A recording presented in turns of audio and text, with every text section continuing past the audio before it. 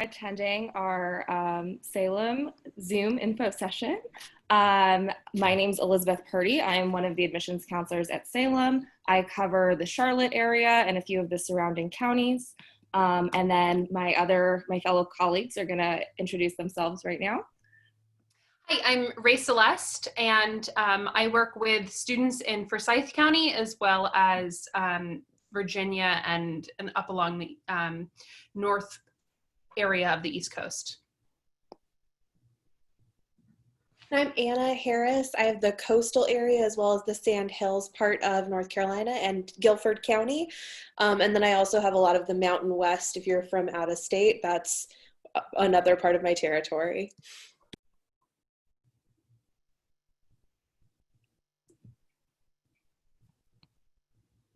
Oh, Janet, you're muted. Sorry. Hi, my name is Janet Zamora. I'm another admissions counselor, and I cover the Triangle area as well as Florida, Texas, and a few other states. But nice to meet you all. All right, guys, so today, how we see this presentation going, first we're going to give you an overview of Salem, just talk about the programs we offer.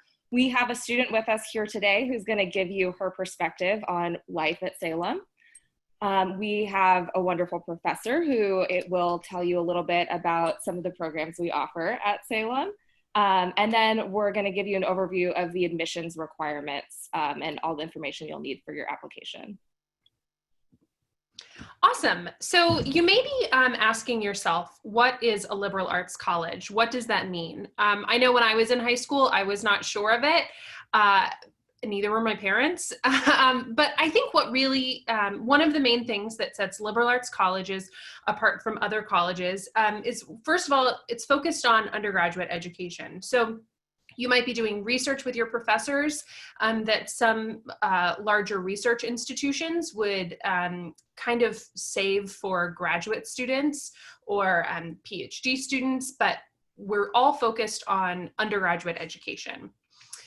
You're also going to get a really good cross-disciplinary education, which means you're not just going to be, if you're a math major, you won't just be taking courses in math, but you'll also receive credits in history, in social science, in the natural sciences, in art. And so you'll get a really well-rounded education. What's really great about this is if you don't know what you'd like to do when you grow up, is a little bit, that's a lot to expect from a 17 or 18-year-old. And at a liberal arts college like Salem, you're not expected to decide on a major right away. I know when I was in college, I thought I wanted to do one thing, and by the time I graduated, I was doing something totally different. And I was really glad that I took a variety of different subjects before I decided on my major.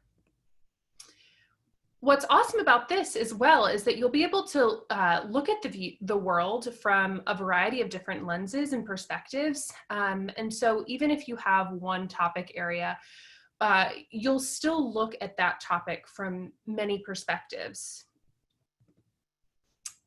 And honestly, it really leads to good critical thinking skills and produces well-rounded scholars that employers value. So, especially in the tech industry, a liberal arts education is really, really important because, quite frankly, a lot of the jobs that you will be applying for don't exist yet.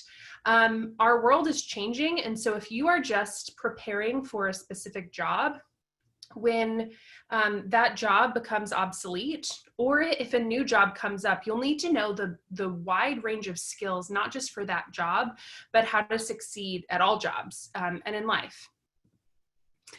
Now, you may also be wondering why a women's college. So a few things about women's colleges. First of all, this can be really advantageous as graduates of women's colleges earn an average of $8,000 more per year than graduates of co-ed colleges. And this is not comparing doctors to teachers. This is comparing doctors to doctors, teachers to teachers, lawyers to lawyers. Yeah, so this can be really, really great, and it can pay off in the long run from that perspective. Graduates of women's colleges are also more than twice as likely to earn a PhD. So if you think you definitely want to go into research, then this is a great place to start your education. They're also more likely to major in math, science, or pre-med than women in co-ed schools, which we'll touch a little bit on a little bit later in this presentation. They're also more likely to enter male-dominated fields. So if you know you want to get into maybe criminal justice, or you want to get into medicine, or you want to go into some field that is traditionally dominated by men, studying at a women's college can really help prepare you and make sure you are all set for your future. So some facts about Salem specifically, now that you know a little bit about liberal arts colleges and a little bit about women's colleges. We are the oldest women's educational institution in the United States. We were founded in 1772, which means we're older than the Declaration of Independence. We're also ranked as number 3 in the liberal arts colleges in North Carolina and number 24th in the country. We're ranked 10th in the United States for social mobility, and we have a student body of a little less than 1,000. We have an 11-to-1 student to faculty ratio, and your average class size will be 12 to 15 students. This is going to be really, really important if, let's say, you decide to go on to graduate school, or even if you decide to just go off into a job immediately after. If your professors can speak to you as a student specifically, rather than just, oh, she got great grades or whatever, that can make all the difference. This can be really helpful when applying to graduate programs, not just for acceptance into the program, but also for funding. So this can be really, really helpful, not just to make sure that you have a solid education, but these relationships that you're building with your professors can be incredibly helpful, not only while you're a student, but also after you graduate. We have 42% of our students identify as students of color. And we have a 100% acceptance rate into law school of our recent graduates, as well as a 90% acceptance rate into medical school and health-related programs. Again, if you don't know what you want to do, but maybe medical school or law school are something you're thinking about, Salem really can prepare you to make sure that that you can get into these programs, and not just that, but that you can succeed in these programs. We have a multitude of majors, so regardless of what you're interested in, if you'd like to study the social sciences, natural and applied sciences, art and humanities, or even music, if you'd like to study it, we have it for you. Like I said, this is a liberal arts college, so you will be taking classes in a bunch of these different areas, but you will still have a major in which you'll focus. We also participate in Division III athletics. So this means that we don't offer athletic scholarships. All of our athletes are student athletes, which means their education comes first. So I think this is really, really great because it means our students are playing for the love of the sport. And it means they're focused on academics first. We offer volleyball, soccer, softball, tennis, swimming, lacrosse, and basketball. So if one of those sports interests you, definitely reach out to a coach. We'd love to have you play for the Salem Spirits. If athletics is not what you'd like to do, I know that was not my thing when I was in high school or in college, you can definitely join some student organizations, or if one doesn't exist that you absolutely love, you can create your own. So we have tons of different student organizations, from identity-based to academic to lifestyle to religious and spiritual, lots of different opportunities for you to get involved on campus. The other really great thing about studying at a women's college is that all leadership positions, all student leadership positions are held by women. So you can graduate with not only experience in these different clubs, but leadership roles that you've held within the clubs. Now, to touch a little bit on learning outside of the classroom, you're about to hear from a student and a professor about kind of life inside the classroom, but we have flexible study abroad options. So if studying abroad is something you really want to do, we can make it happen at Salem. 100% of our students complete internships, but most of our students complete more than one. This is really helpful for not just making sure that you're in the field you'd like to be in. I know an internship helped me change career paths because I realized I would not be happy in that field. But it also is really, really great for resumes and also just having experience. So when you apply for a job and it says you need 1 to 2 years of experience, this internship credit can help with that. We also have service learning courses, as we are, our Salem students are devoted to making the world a better place. And so that really gets integrated into the classroom as well. And we have cross-registration at Wake Forest for no extra tuition cost. So this, I think, can really help seal the deal for students who want a small college, but don't want to give up the opportunities of studying at a larger school with more resources. So although we do not teach, let's say, Japanese, you can't take Japanese at Salem College because we don't teach it. But you can cross-register at Wake Forest where they do offer Japanese. And like I said, there's no extra tuition cost. So this can be a really great way of getting the best of both worlds. Now I'm going to turn it over to Royce-Ann, who is a current student and will talk to you about what Salem is like from a student perspective. Hi, so my name is Royce-Ann. I'm from Lexington, Kentucky. So Salem was actually the only out-of-state school that I applied to because I was like, this place seems really special. And I ended up touring and absolutely fell in love with the atmosphere and just the people on campus. And then I'm a biochemistry major, so I'm on a pre-med course. So all the classes that I'm taking at Salem, I feel like are really helping me with that, whether it's science related or not.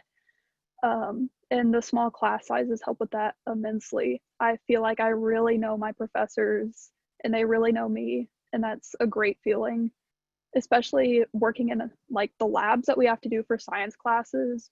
Having that hands-on experience in a smaller setting is really helpful. I'm also involved in a lot of activities on campus, which I feel like Salem really helps to make sure that you can participate in as much as you want.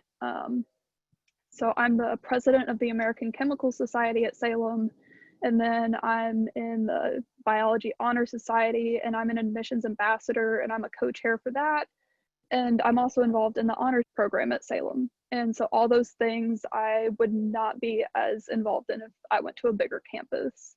So I'm extremely grateful for all of that.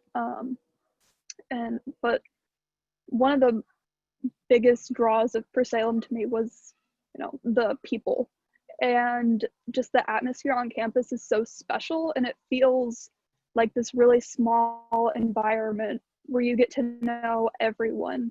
But then it's also in a bigger city, which really helps with being able to go and go do things with your friends. So that's great. There's a picture of me with two of my bigs there, which Salem offers the Big Little program, which is as an incoming first year, you can participate, you don't have to. And you get partnered with a junior, or in my case, two, that could be a mentor or could be, some of your best friends. My two bigs, Emma and Jessica, are two of my best friends, and I would not have found them if I didn't go to Salem. And then this is actually us at Fall Fest, which is one of the most special events I think we have on campus. It's kind of a competition between classes, but it's also a great time to come together and celebrate the school and celebrate friendships and just everything that makes Salem special. And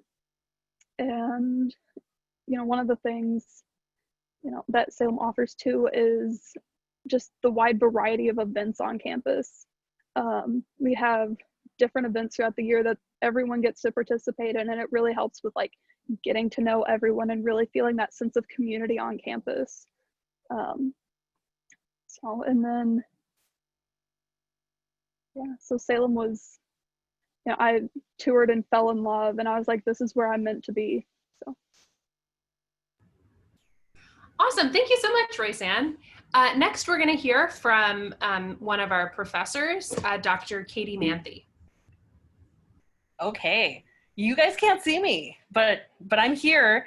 I'm in, I think, the next slide. There's a picture. So I am Dr. Katie Manthe. I'm an assistant professor in the English department, and I direct the Writing Center. I teach professional writing courses, some first-year writing courses, and sometimes I teach women's studies, which is super fun. I'm also the faculty advisor for Open Up, which is the LGBTQ+ organization, and for Mage Guild, which is a variety of things, but the first thing I always go to is video games. And I kind of think I see being an advisor for those two things as pretty much everything you would need to know about me as a person. So that's who I am. And I would like to tell you about two things that Salem has to offer that I think I am biased. I mean, I will be the first one to say it, but I think that both the Writing Center and the Professional Writing Minor are perfect little microcosms of everything that a small women's college has to offer.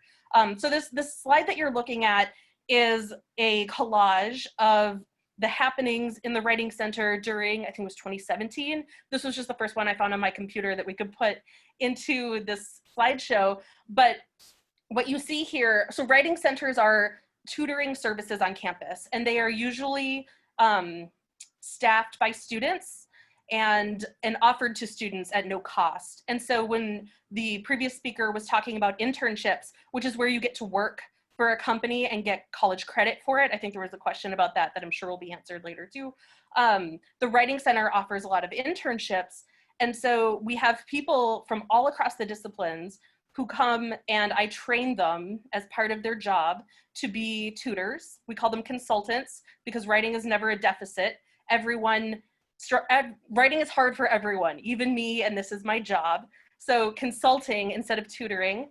But they get professionally trained to be consultants, and then they meet with students one-on-one and talk to them about their writing and help them kind of navigate how to be more clear or to brainstorm or some other things that maybe you wouldn't immediately think of, which is why I think this is such a great example of Salem. So what you see here, when I got here in 2015, so I've been here for 5 or 6 years now, I said to the staff, and you can see some of the staff in this picture, this is yours. This Writing Center is yours. Turn it into whatever you want it to be. And if you could see the Writing Center, it looks a lot like this collage. We like to say it's not a holiday, it's an aesthetic. We have like decorations up from every single holiday, real or imagined, that you could come up with. And it's brightly colored, it's student-centered, it's quirky, it's funny, it's maybe a little irreverent, but that's on purpose because this is students helping students. And so what you see here with like memes to help advertise, we have advertisements for workshops that we do, and these are all things that students help create and run. So you get practice teaching, you get practice putting together materials, you get practice doing social media and consulting.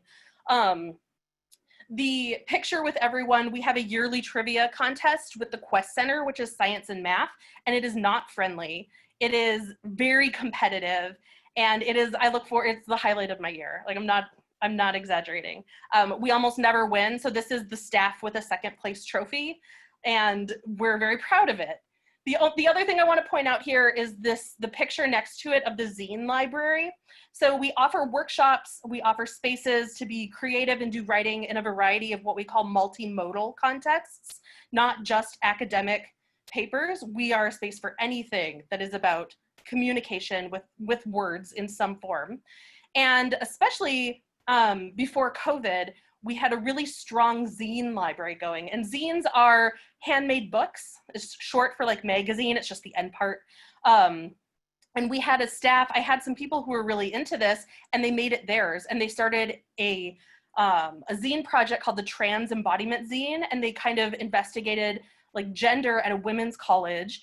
And it was on Tumblr, and it went international and got reblogged a whole bunch of times. And we wrote an article for an edited collection about queer identity in Appalachia. and it was published. So there are multiple, and I have like 3 different examples of things like this. We have multiple times when student interns come to work, they find things that are about their identity or their major or what they want to do, and we turn it into deliverables that they can use for graduate school, for jobs, to build their own portfolios, things like that. So next slide. Yeah, okay. So professional writing, the professional writing minor is kind of, I see it as like the other side of the coin here. This is the thing that I have kind of contributed to the college. This is what I teach. It sits in the English department, but there are 5 classes that are focused on what does writing look like in the job that you want to have? And how do you become professionalized in a way that does not do harm to yourself or to other people who come after you? Because notions of professionalism are often rooted in racism and sexism and ageism and on and on. And this is what makes a small women's college unique. Most professional writing programs are more like just memos, just genres, devoid of interrogating systems of power. We start with that and we never leave that space in productive ways. So you'll see some of the things we do. We make and share memes. We network with diverse professionals. We write for real world settings. We maintain digital portfolios. We manage and create social media accounts. We work with community partners. I've had students minor in this, finish the program from almost every major on campus, especially ones that you wouldn't necessarily think of, like biology and math and music. Emma, who was in 2 pictures ago, right, with the student speaker, she was a professional writing minor. It's a unique add-on, the way that we do it, to anything that you would want to do at Salem, and really gives you space to make something that you could find anywhere yours in a really unique way.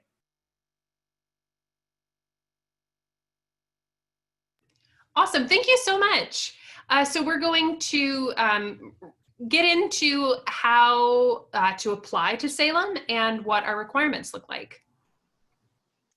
Okay, so in order to apply to Salem, we need you to submit a completed application, an official high school transcript, a teacher recommendation, and an essay. Your essay can be about literally anything you want to write about. We just really need to see a writing sample from you.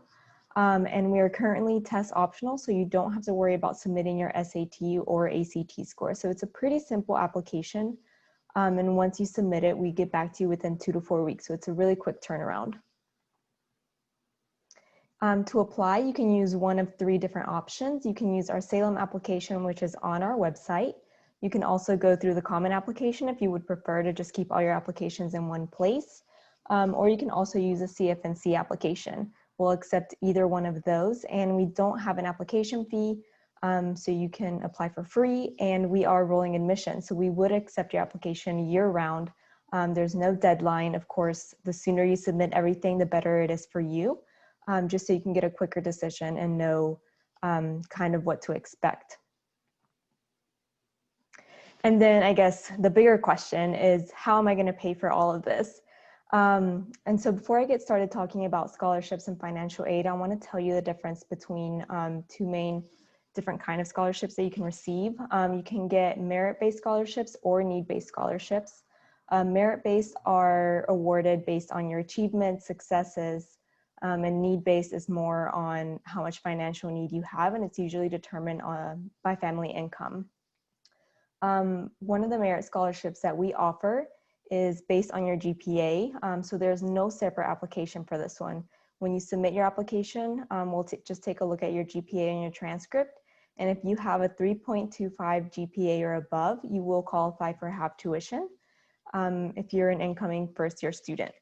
Then if you're coming in as a transfer student, if you come in with a 3.25 GPA, you will be awarded $12,000 for a merit scholarship. We also offer a Davis Art Scholarship, which is a full tuition scholarship for art history, or design majors. And for that one, there is a separate application that you would have to submit if you're interested. And we also offer music scholarships, and there is an audition for that one. For art and music scholarships, to be considered for either an art or music scholarship, students must apply by December 1st.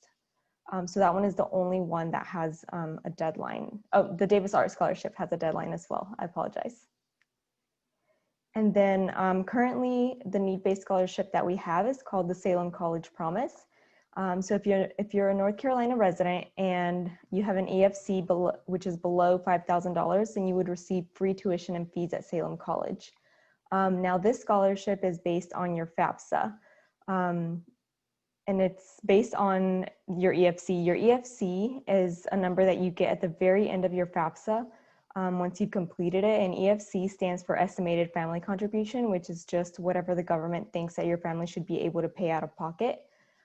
So that is what that scholarship is based off of.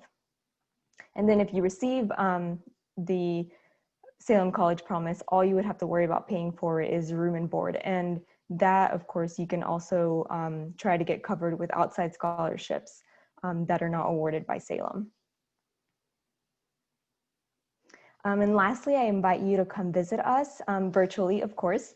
You can either scan that QR code to request a tour, you can email us to request a tour, you can call us, but we'd be happy to schedule something with you.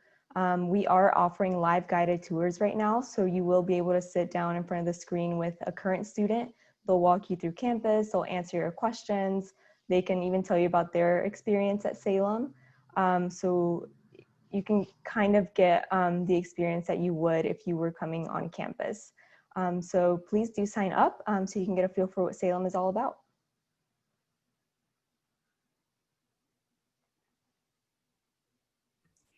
All right, so feel free to add any questions that y'all have in the chat. I'll just start off with the first one that I answered via message, but just so we can address it for everybody. Somebody had asked if we could explain a bit more about what exactly an internship is, what that requires of the student. And my initial answer, and feel free to add on to this for anybody else who, admissions counselor, student, professor, anybody who'd like to add, but it's practical work experience in the field that you're planning on going into to kind of see if that's what you would like to do long term. So for example, I personally worked at the state legislature in my home state as an intern. So that was like work experience, doing what I thought I wanted to do long term.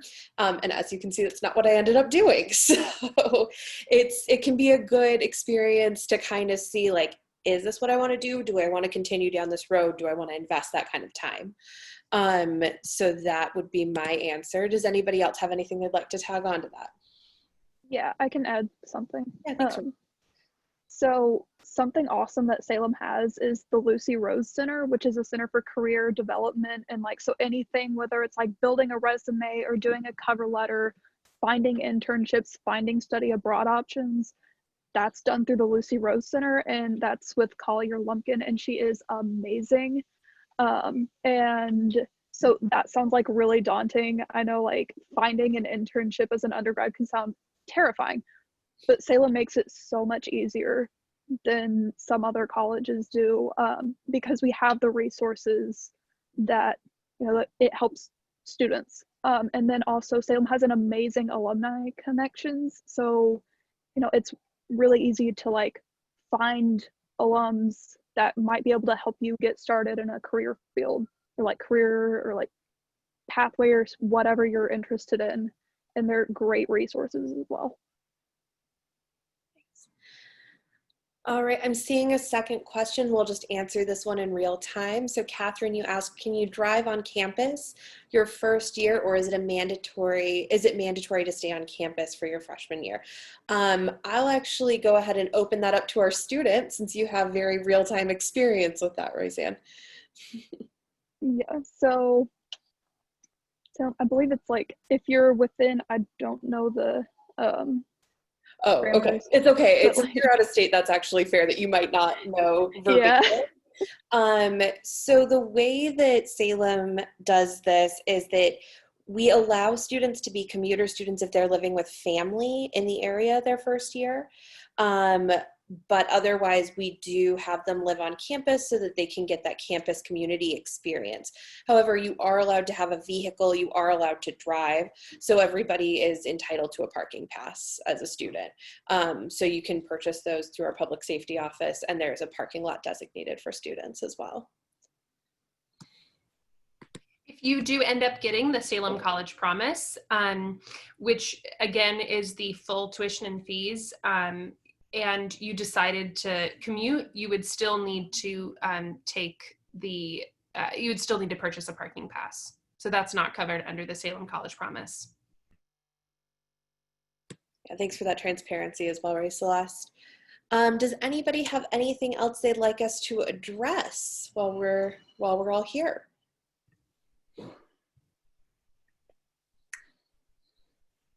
So I often get lots of questions about scholarships and how to apply for outside scholarships, how to find them. One thing that is a really excellent resource that we have on our financial aid website is basically an Excel document of like 300 outside scholarships that our students have either previously received, or we've been alerted to, or are somehow on our radar. So the first thing I'd recommend doing is honestly just Googling college scholarships. These can be through churches and other religious organizations, through credit unions or banks, maybe your parents' or guardians' place of work, community centers, sometimes even high school departments have scholarships. You'll also want to see if they're renewable or not. So our Merritt scholarship is renewable, which means that as long as you are still in good academic standing, you will be eligible to receive that scholarship every year that you are at Salem. So it's not just a one-time thing. Now, a lot of scholarships are a one-time deal, which is fine, but that is something you'll want to think about when applying to outside scholarships.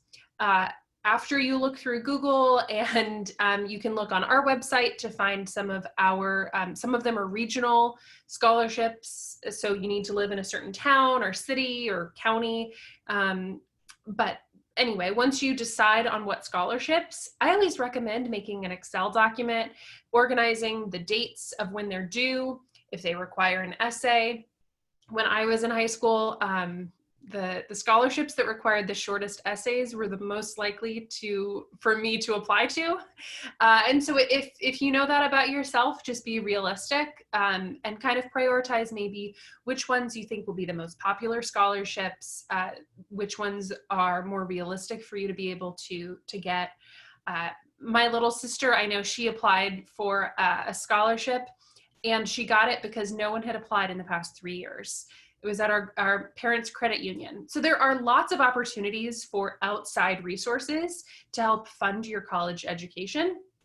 And so Salem, we offer the Merritt Scholarship and some financial aid, but it really makes sense to look for outside resources as well.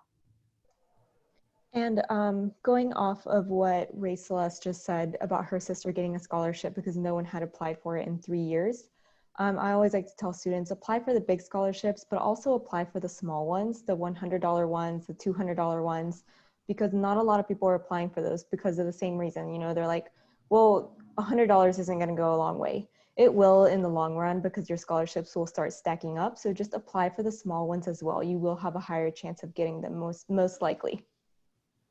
And one thing with what Janet had just mentioned, one thing that's really a special and unique thing about our financial aid specifically at Salem is that we don't reduce the funding that we offer you based on your outside scholarships. So some schools will revise down the aid that you've been offered for need or merit because you have enough outside scholarships that they don't feel that you need that much anymore. And that is not how we generally do things. So that is one thing to keep an eye out for as you're making this decision really across any colleges.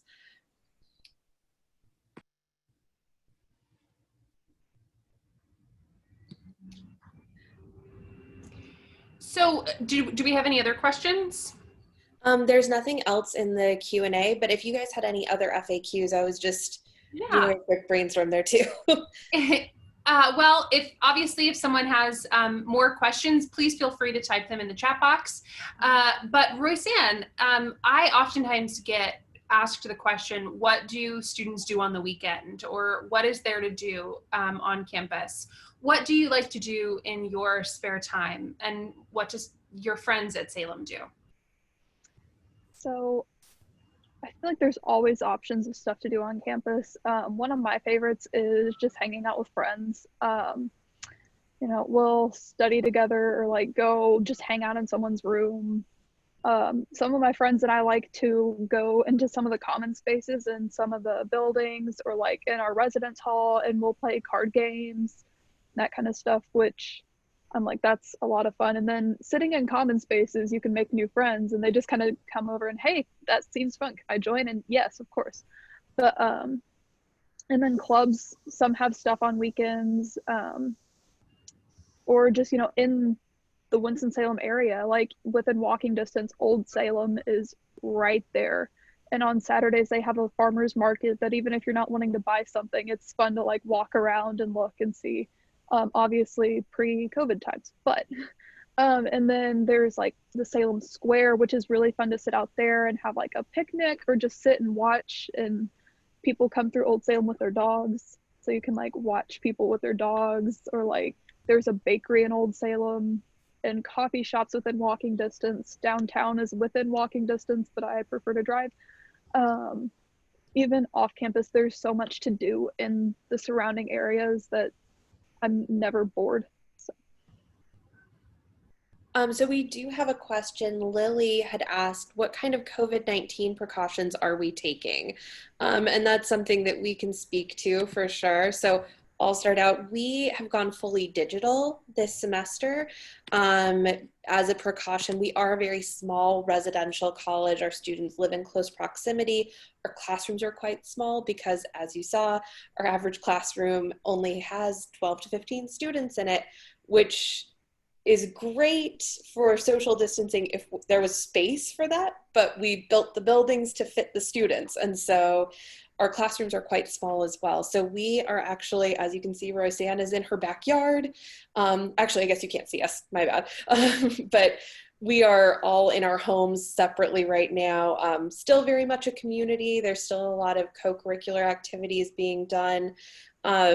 Various advisors are hosting cooking classes from their own kitchens, Netflix parties with their fellow students.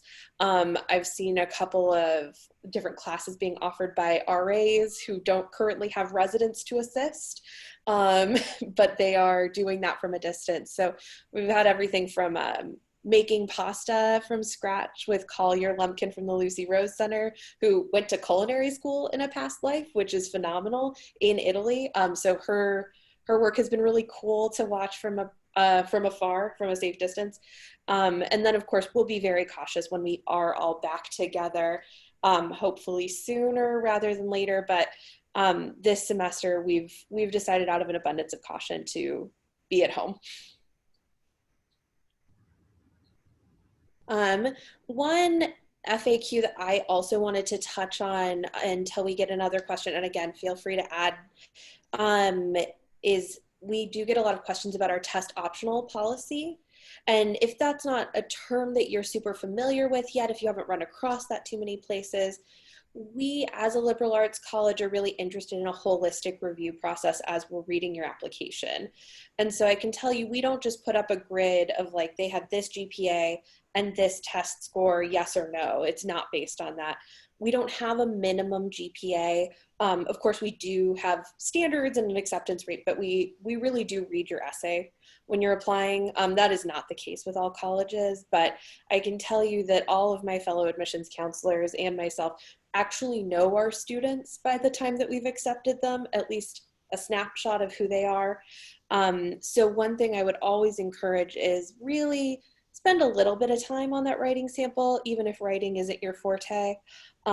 We just like to kind of know a little bit about who you are to see if you'd be a great fit for Salem. We are such a small student body that it matters to us a lot who we're bringing in and who we think that they'll get along with and how we think they'll thrive. So our mission statement when we're letting people into the college is always, do we think this person will do well here? Do we think that we'll be able to give this person a great experience? And I think that's something to watch out for as you're making these applications. Places like Salem, and definitely Salem, we actually read those statements. We really take them seriously. So if you are interested in applying, as Janet said, it's really easy to apply and it's free. So there's no reason not to.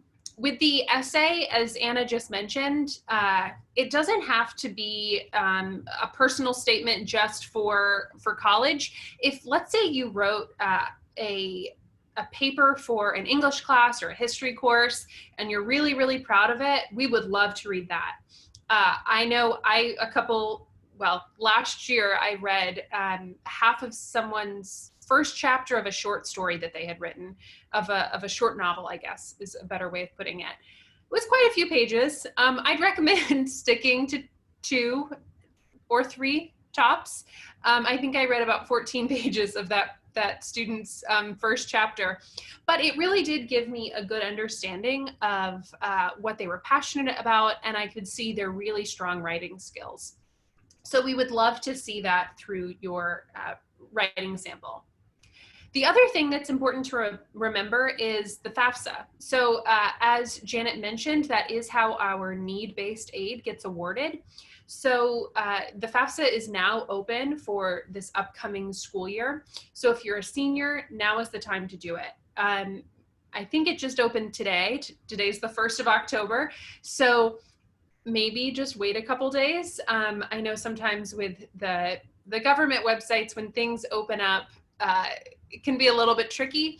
So if you wait and just probably do it this week, maybe next week, but the earlier you do the FAFSA, the better. We, in addition to accepting students on a rolling basis, we also offer financial aid on a rolling basis. So I know of a lot of schools that start sending out awards packages in December or January, but we start sending out awards packages as they come in. So that can really help you kind of get a better understanding of what school will look like, and if you think you'll be able to afford, or what your best financial choice is.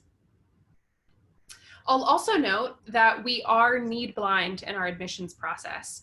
So there are a lot of schools that are not need blind, which means that they look at your FAFSA when you apply, and they decide whether or not you will be able to afford it. And if they don't think you'll be able to afford it, they might not accept you. We are need blind, which is something that we're really proud of. And it kind of ties hand in hand with our commitment to social mobility.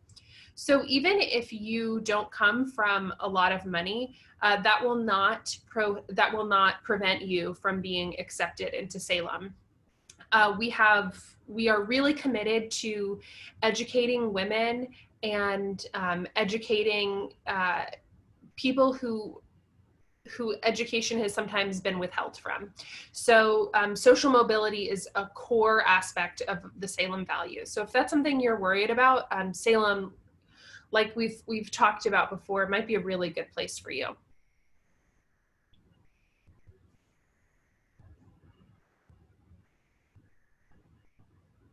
Does anyone on the panel have any final thoughts that they'd like to share? It looks like we're gonna wrap up in the next 2 minutes. So if you have something to share, now is a great time.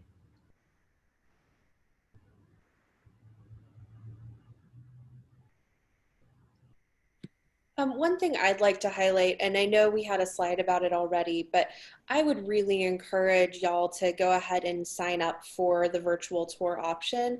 One thing that we don't really get the opportunity to highlight in the slideshow necessarily is what a physically beautiful campus Salem is. We are in Old Salem, and like we said, we were founded in 1772. It's just got a really unique character to it. Being such an old school and having such a beautiful history. And that's something that we can't really necessarily convey here, but I think it's something that is a real selling point for the school and a really special part of the student experience. Yeah, the campus is something that really drew me to Salem, with how beautiful it is and how small it is, and still, you know, not too small, but it's still like it's a good size. And you know, doing the virtual tour, I've seen the video for it. It really helps to give like an actual feel for campus, even though you can't be there.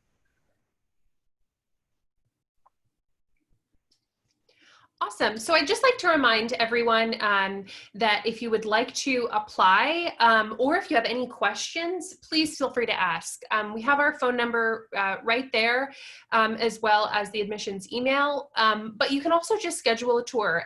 Really no pressure. I know I really needed to look at all the schools before I decided where to apply. So if you're not ready to apply, that's totally fine, but definitely take a tour, again, virtually from the comfort of your own home.